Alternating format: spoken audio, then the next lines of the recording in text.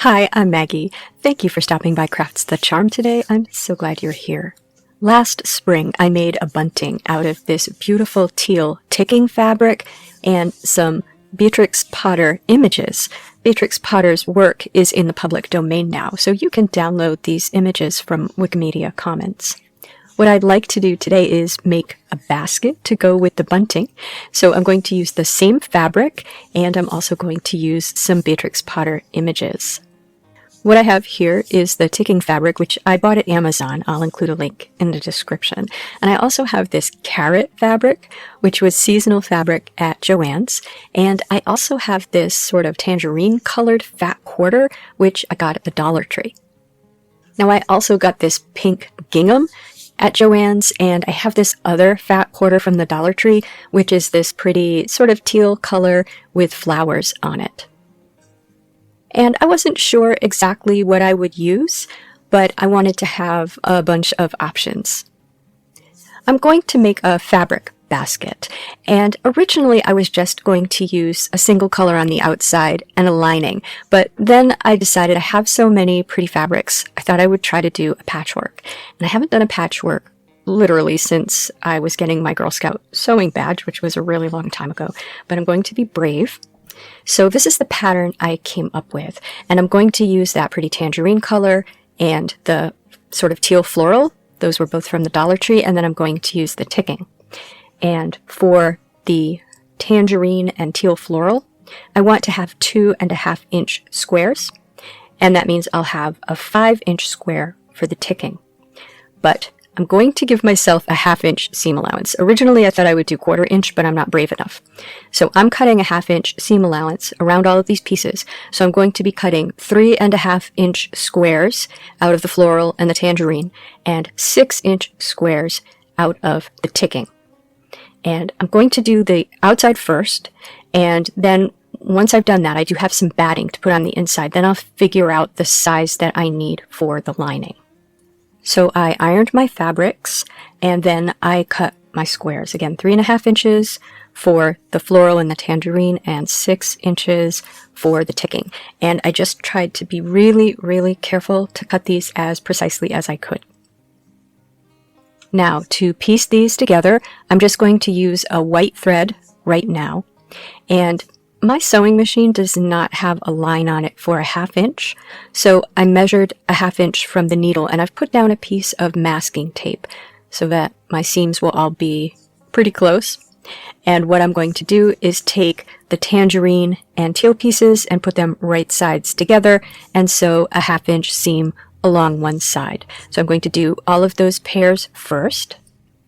And with those done, I'm then going to trim off the excess so that I've cut very close to the seam. And then I'm going to fold them open right sides down and press that seam open with my fingernails. And then once I've done that, take them over to my iron and press them all very flat. Once I have them pressed flat, I'm going to line them up together so that they're alternating. So a tangerine next to a floral. And I'm going to align those seams in the middle, clip them, and then sew a 1/2 inch seam there.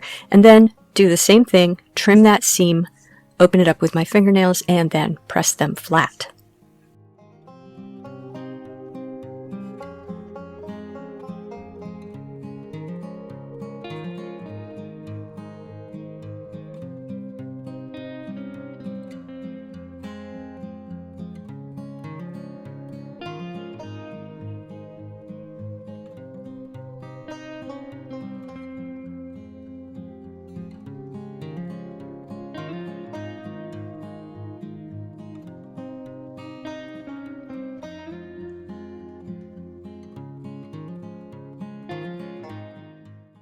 So now I have 2 6-inch by 6-inch squares, which are the patchwork, and 2 6-inch by 6-inch squares, which are the ticking. So I'm just going to put those together, right sides together, and sew a 1/2 inch seam. And with these, you just want to make sure you have the ticking going the direction you want it going. I want mine up and down, top to bottom of my basket. Once I've got those pieces sewn together, then I'm just going to sew those two halves together. so that it alternates the patchwork, the ticking, the patchwork, the ticking. And once that's all done, I can trim those seams and press them open as well. Now I have the fabric for the outside of my basket. I selected 4 Beatrix Potter images and sized them to 4 inches at their largest dimension. I think they're mostly like 3 inches by 4 inches, and I printed them out. I was hoping to use that naughty rabbit pushing the other rabbit because I don't even know who he is, but he's just so cute. But I ultimately decided that 2 of my other images had colors that matched my fabric colors better. So what I'm going to do is trim those down so that there isn't any white edge around them. I trimmed them. Later I trimmed them even a little bit more because I still felt like there was too much of a border around them. So what I'm going to do with these is the same thing that I did for the pennants of my bunting. I am going to Mod Podge them to some muslin fabric, and I have a little scrap of muslin fabric here that I've ironed. And so I'm just going to cut out muslin that will give me a small border around each of my images. And then I'm going to apply Mod Podge to the back of the image and center it on the muslin and then let that dry. Now, once those have dried, I'm going to center them in the ticking fabric. Now, one piece of the ticking already has its seam allowances on the sides taken care of, but the one that's on the end, it's important to remember that there's an extra ½ inch on the end of that. So we want to make sure we center that image within the 5 inches that will be visible. And also, of course, center them top to bottom. And I'm just going to pin those on. And I have selected this tangerine color thread. This came in some sewing kit that I had once, and I don't have very much of it, so it's going to be tight. But I'm going to zigzag around these images. So zigzag the muslin to the ticking. So first I'm just going to practice on a scrap piece of muslin to get the zigzag stitched the way I want it. And then I'm just going to stitch all around that to fasten it down to the muslin. Once those are stitched down, the final step is I am going to apply Mod Podge to the image, and I'm also going to apply it all the way to the edge of the zigzag stitch. This preserved the pennants very well, so I think it'll work well on this basket.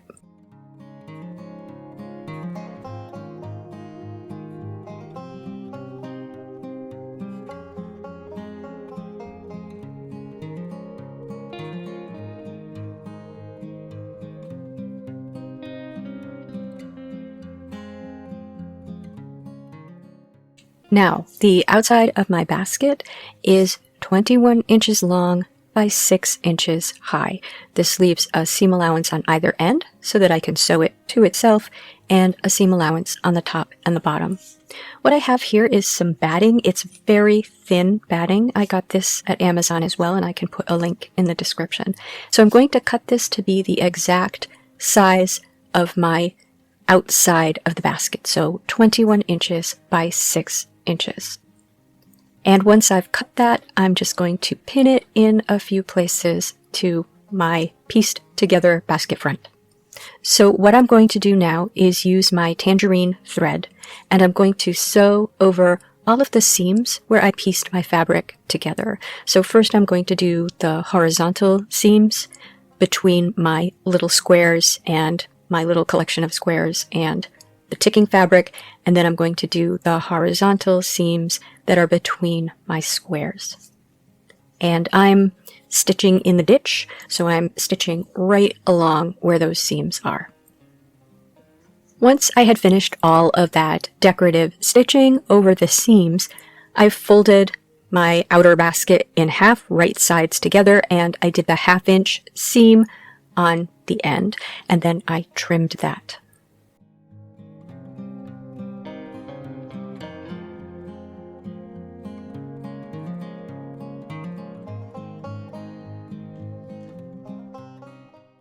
Now I need a bottom for my basket, and I wanted to make a round basket, but I'm thinking certainly you could make this into a little square basket, especially the way I did it in pieces.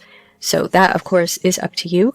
Now, what I ended up needing was a 7-inch diameter circle for the bottom.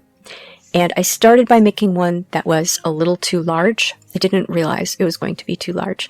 And so I ended up trimming it down after I'd already cut it.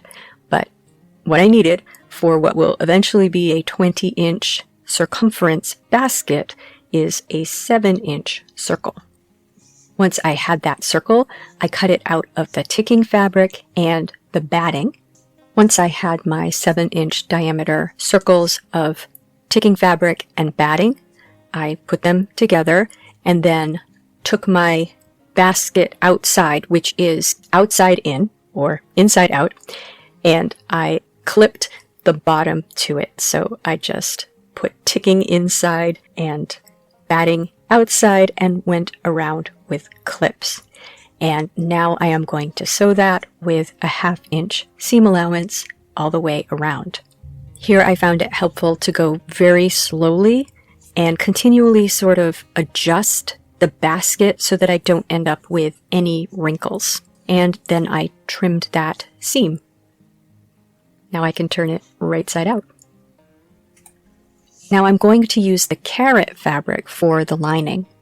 And because my batting is so thin, I started with a 6-inch by 21-inch piece of carrot fabric, folded it in half the long way and sewed a 1/2-inch seam. And then I put it inside my basket and it was too big. What I ended up needing was the width of my sewing machine's foot, a little bit tighter. So maybe that's another 1/2 inch on each side. And then that was the right size for my basket. So I would say you could do the same thing, start with the same size piece of fabric and then put it inside your basket and adjust it so that it fits with whatever size batting you used. Once I had that, I had to figure out what size circle I needed for the bottom. I believe I did use another 7-inch circle and sewed that around the bottom, but it might have been a little bit too large. This was a little bit tricky because obviously this has a smaller circumference, so the circle really needs to be a little bit smaller, but I was able to sew it, and I do believe it was a 7-inch circle.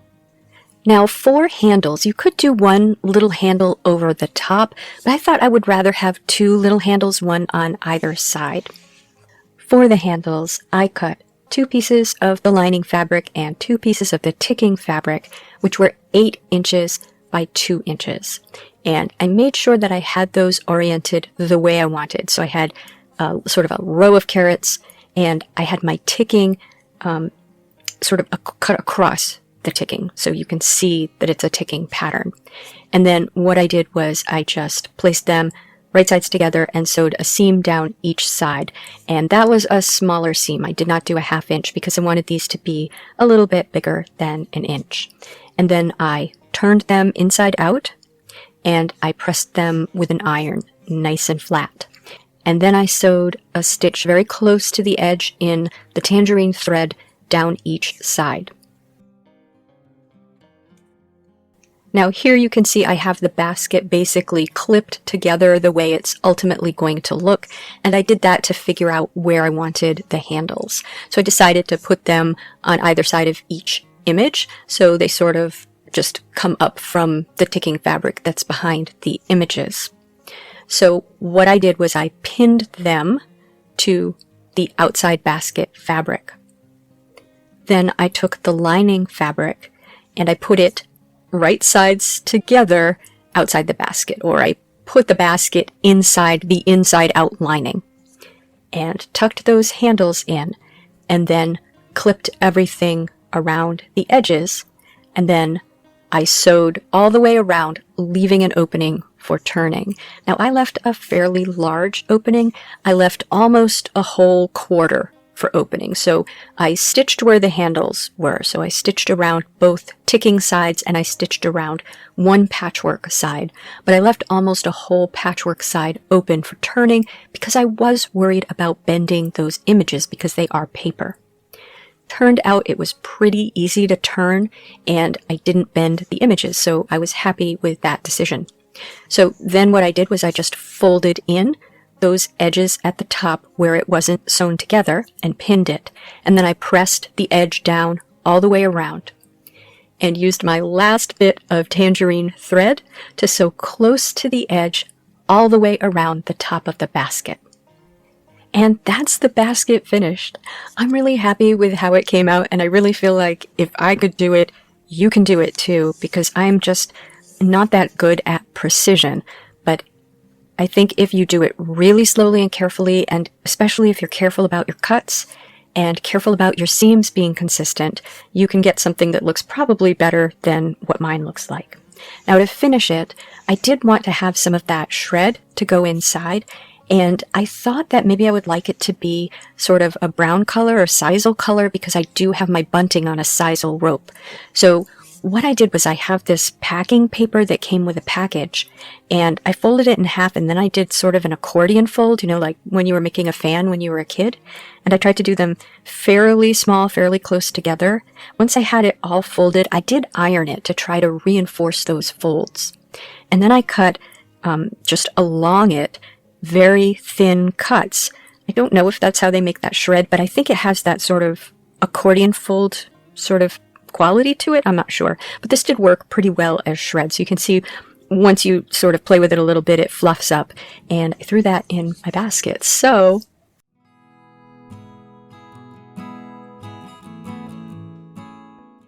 here's the final basket. I would love to know what you think of this project. Please tell me in the comments. You know, you could always do it with just one long piece of fabric. You don't have to piece it together like I did. That's what I was originally going to do, but I loved all the fabrics that I had and I couldn't choose. So I decided to use them all. Well, except for the pink. If you liked this video, please give it a thumbs up. And if you enjoy this sort of content, please subscribe to Crafts the Charm. Thank you for spending time with me today. Take care.